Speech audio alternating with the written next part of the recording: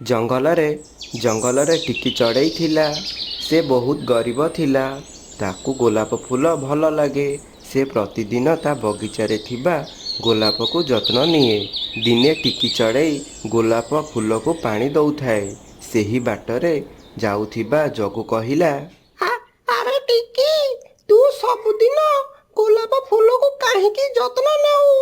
ଆରେ ଜଗୁ, ମତେ ଗୋଲାପ ବହୁତ ପସନ୍ଦ। ତେଣୁ ମୁଁ ଭାବୁଛି ଏଇ ଗୋଲାପରେ ମୁଁ ନିଜର ଗୋଟେ ଘର ବନେଇବି।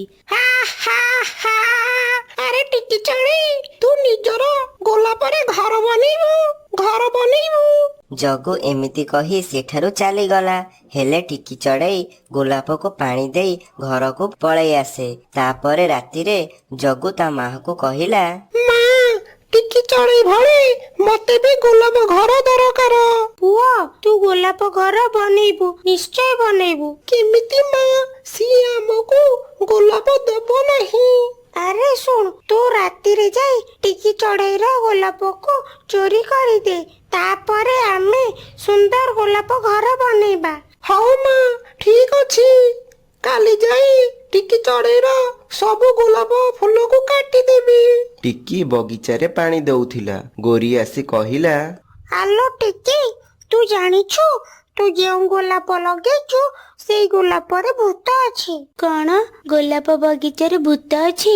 ମୁଁ କେବେ ବି ଜାଣିନଥିଲି। ଠିକ ଅଛି ମାଉସୀ, ଧନ୍ୟବାଦ ମତେ କହିଲ। ଏମିତି ଗୋରି ଟିକି ଚଢ଼େଇକୁ ମିଛ କହି ଚାଲିଗଲା। ଆରେ ମତେ ଲାଗୁନି ଏଠି ଭୂତ ଅଛି ବୋଲି। ମୁଁ ଏବେ କଣ କରିବି? ତାପରେ ରାତିରେ ଜଗୁ ଓ ଗୋରି ଆସି ଟିକି ଚଢ଼େଇ ବଗିଚାରେ ଗୋଲାପ ଗୁଡ଼ିକୁ କାଟିଦେଲେ ଓ ସେଠାରୁ ଚାଲିଗଲେ। ସକାଳେ ଟିକି ଆସି ଦେଖିଲା ତାର ଗୋଲାପ କିଏ କାଟି ଦେଇଛି। ସେଠାରେ ଯାଉଥିବା ଗୋରି ଟିକି ଚଢ଼େଇ ପାଖକୁ ଆସି କହିଲା, ଆଲୋ ଟିକି, କଣ ହେଲା? ଏତେ ମନ ଦୁଃଖ କରିଛୁ? ଗୋରି ମାଉସୀ, ତୁମେ ଠିକ କହିଲ। ଗୋଲାପ ଫୁଲରେ ଭୂତ ଅଛି। ମୁଁ ଏବେ କଣ କରିବି? ମୁଁ ଭାବିଥିଲି ଗୋଲାପରେ ଘର ବନେଇବି। ଟିକି, ତୁ ଏଇ ଜଙ୍ଗଲରୁ ବହୁତ ଦୂରକୁ ପଳା, ନହେଲେ ସେ ତତେ ମାରିଦବ। ହଉ ଠିକ ଅଛି ମାଉସୀ, ତାହେଲେ ମୁଁ କାଲି ସକାଳେ ଜଙ୍ଗଲରୁ ପଳେଇବି। କାଲି ସକାଳେ ଟିକି ତା ମନ ପସନ୍ଦର ଗୋଲାପକୁ ଛାଡ଼ି ଚାଲିଗଲା। ଏପଟେ ଜଗୁ ଓ ଗୋରି ଗୋଲାପକୁ ନେଇ ଘର ବନେଇବାକୁ ଲାଗିଲେ। ଏହି ସବୁ ସେଠାରେ ଥିବା ପରି ଦେଖିଲା।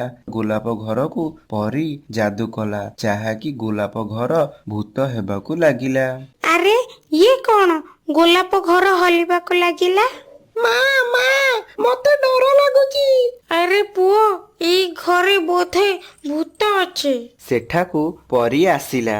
ପରି, ମତେ ବଞ୍ଚାଅ, ନହେଲେ ଗୋଲାପ ଭୂତ ମତେ ମାରିଦବ। ତୁ ଯେଉଁ ନିରୀହ ଟିକିକୁ ମିଛ କହି ଜଙ୍ଗଲରୁ ବହୁତ ଦୂରକୁ ପଠେଇଦେଲୁ, ଏଇ ଭୂତ ଆଜି ତତେ ଖାଇବ। ମତେ କ୍ଷମା କରିଦେ ପରି। ମୁଁ ଭାବିଲି ମୋ ପୁଅ ପାଇଁ ଗୋଲାପ ଘର ବନେଇବି। ନା, ମତେ କ୍ଷମା ନୁହଁ। ତୁ ଯା ସେଇ ଟିକି ପାଖକୁ କ୍ଷମା ମାଗିବୁ। ହଉ ଠିକ ଅଛି ପରି, ମୁଁ ଯାଉଛି। ମୁଁ ତାକୁ କ୍ଷମା ମାଗିଦେବି। ଗୋରି ଟିକି ପାଖକୁ ପହଞ୍ଚିଲା। ଟିକି, ମତେ କ୍ଷମା କରିଦେ। ମୋ ପୁଅ ପାଇଁ ଗୋଲାପ ବନେଇବି ବୋଲି ମୁଁ ମିଛ କହିଲି ଯେ ଗୋଲାପ ଫୁଲରେ ଭୂତ ଅଛି। ଗୋରି ଟିକିକୁ କ୍ଷମା ମାଗିଲା ଏବଂ ସେଠାରୁ ଟିକି ଏବଂ ଗୋରି ନିଜ ଘରକୁ ଫେରିଲେ। ଟିକି ଦେଖିଲା ତା ଘର ଗୋଲାପରେ ବନା ହୋଇଛି। ଆରେ, ଗୋଲାପ ଘର କିଏ ବନେଇଲା? ସେଠାରେ ପରି ଆସି ପହଞ୍ଚିଲା ଏବଂ କହିଲା, ଟିକି, ମୁଁ ଗୋଲାପ ଘର ବନେଇଛି। ଧନ୍ୟବାଦ ପରି। ଟିକି ପୁଣି ଥରେ ଗୋଲାପକୁ ଯତ୍ନ ନେଲା।